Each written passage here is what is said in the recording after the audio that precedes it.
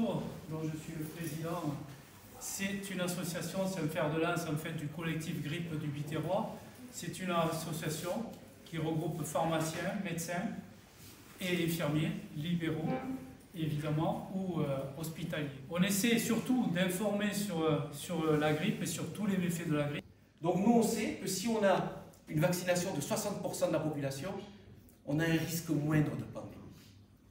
Donc, sachez deux choses avant qu'on démarre ce petit truc, c'est que le virus, il est machiavélique. Il peut y avoir une grippette cette année, comme une grippe sauvage. Le virus, on ne sait jamais quand il arrive, il est capable de muter. Deuxième chose, il y a une contagiosité. Éternue, les virus, on les trouve à 20 mètres. Action.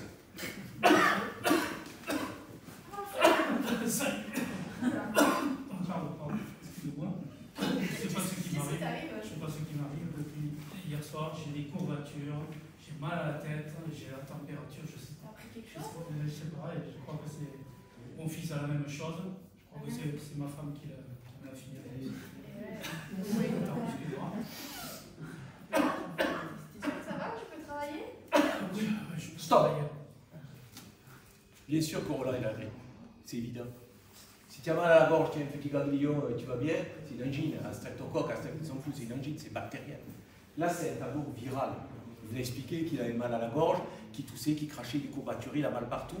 N'oubliez pas que la tête virale, c'est la tête générale. C'est pour ça que le virus peut parfois entraîner des péricardites, des myocardites, des encéphalopathies, des réactions hépatiques. C'est la tête, le virus grippal, il touche tout, surtout les voies respiratoires, mais il touche tout. Donc là, en plus, la contagiosité de ma femme, mon fils, on est en épidémie de grippe, le perso, il a la grippe.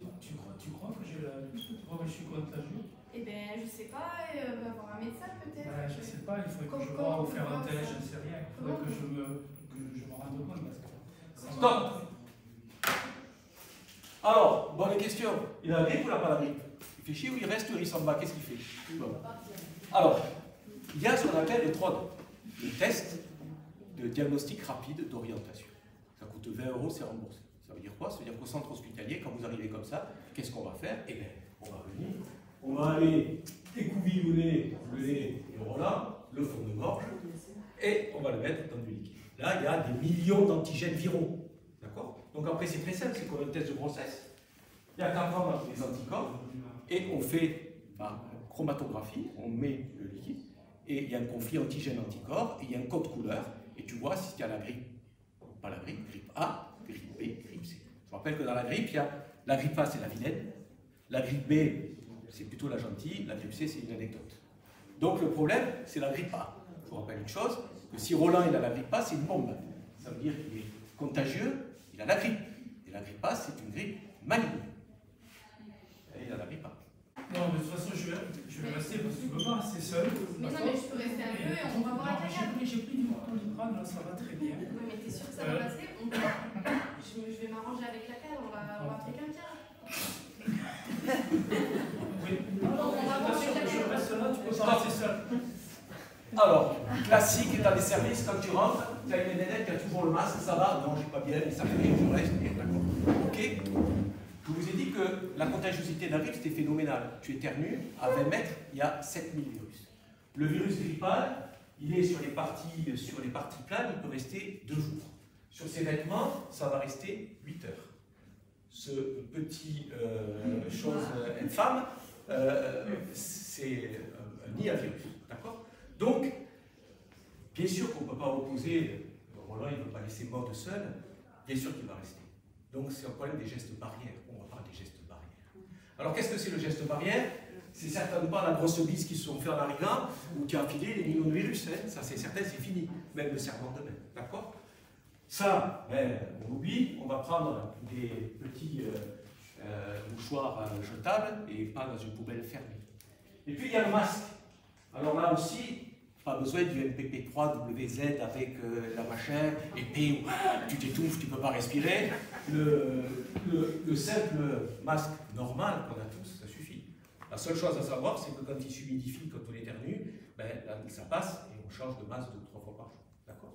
Mais une chose importante égale, c'est éviter, si on a des aplasies dans le service, même masqué, il ne va pas aller avec sa blouse sur une aplasie où il n'y a pas de globules blancs, où il y a un risque infectieux. Une mamie, elle ne risque rien si elle est dans un appartement au fond et que personne ne vient la voir. Le virus, il ne va pas arriver. Le virus, il est porté. Juste un mot sur le virus. Le virus grippal est un virus qui vient de l'hémisphère sud, qui va à l'hémisphère nord. C'est un virus qui est transmis par les oiseaux migrateurs. Le réservoir de virus, c'est les oiseaux migrateurs. C'est pour ça que la grippe de l'hémisphère sud qui a eu lieu cet été, eh bien, par les oiseaux migrateurs, elle arrive à l'hémisphère nord. Et grâce à cette notion d'hémisphère et hémisphère sud, on crée des vaccins en fonction du virus qui a eu dans l'hémisphère sud, qui arrive maintenant dans l'hémisphère nord. D'accord ? Vous allez dire, ici, ils sont tous vaccinés. Les personnes âgées à 80%, 90%, c'est ce qu'on voit dans les EHPAD, dans les hôpitaux, ils sont vaccinés. Donc, docteur, moi j'ai une immunité naturelle, pourquoi j'irais me vacciner puisqu'ils sont tous vaccinés? Erreur fatale. La mamie qui a 90 balais, qui est insuffisante cardiaque, qui a des antécédents d'OAP, qui est diabétique insulinée, qui a les escarres. Donc, quand on va agiter le vaccin, on croit qu'on va stimuler son immunité, pas du tout, puisqu'elle n'a pas d'immunité. Donc, la vaccination des personnes âgées, c'est du fun. Bon, des fois, ça ne sert à rien. Donc, si vous, derrière, vous arrivez avec la grippasse sur une mamie qui a 90 balais, qui a été vaccinée, mais qui n'a pas d'immunité, le virus, il va se révéler. Donc, vous, en tant que soignant, vous avez un rôle de vous protéger, parce qu'on a besoin de vous, bien sûr. Mais vous avez besoin également de vous protéger les autres, surtout quand vous êtes soignant. Maintenant, ça va beaucoup mieux.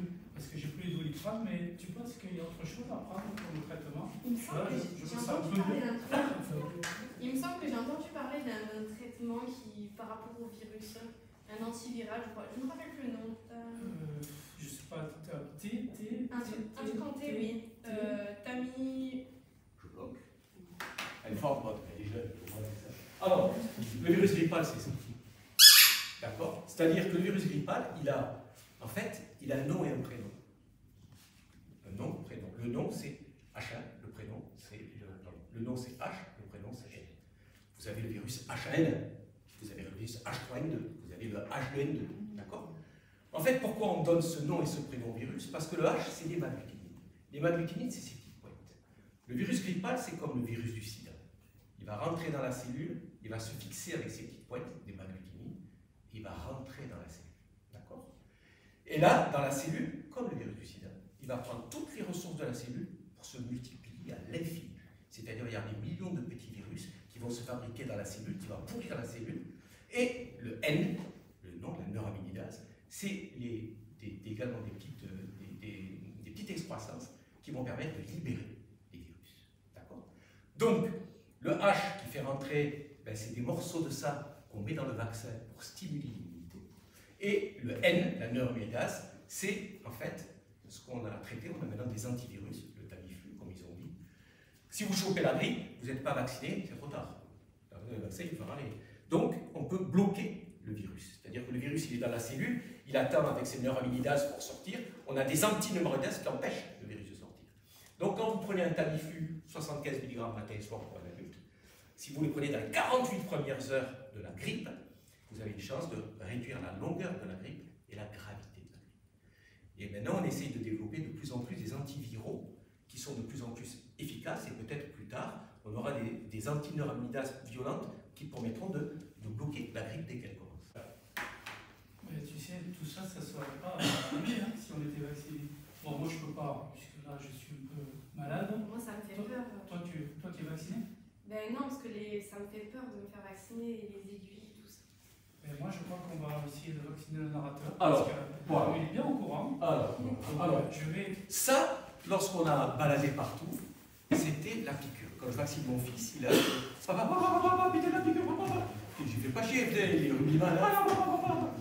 Il y a cette peur de la piqûre. Alors, on a la chance d'avoir Roland qui fait moins de 2 secondes, mais la piqûre est absolument indolore. C'est-à-dire que je vais me faire vacciner devant vous en live, il le fait plusieurs fois, des fois il pousse, des fois il ne pousse pas, aujourd'hui il a poussé. Mais c'est absolument indolore. C'est-à-dire que l'aiguille est toute petite. Donc là, dans le vaccin, les pharmaciens vaccinent maintenant 2 choses. La chose la plus importante, c'est pas est-ce qu'il va faire un choc anaphylactique, est-ce qu'il va avoir des boutons, est-ce qu'il va avoir 39 le lendemain. Non, c'est ça.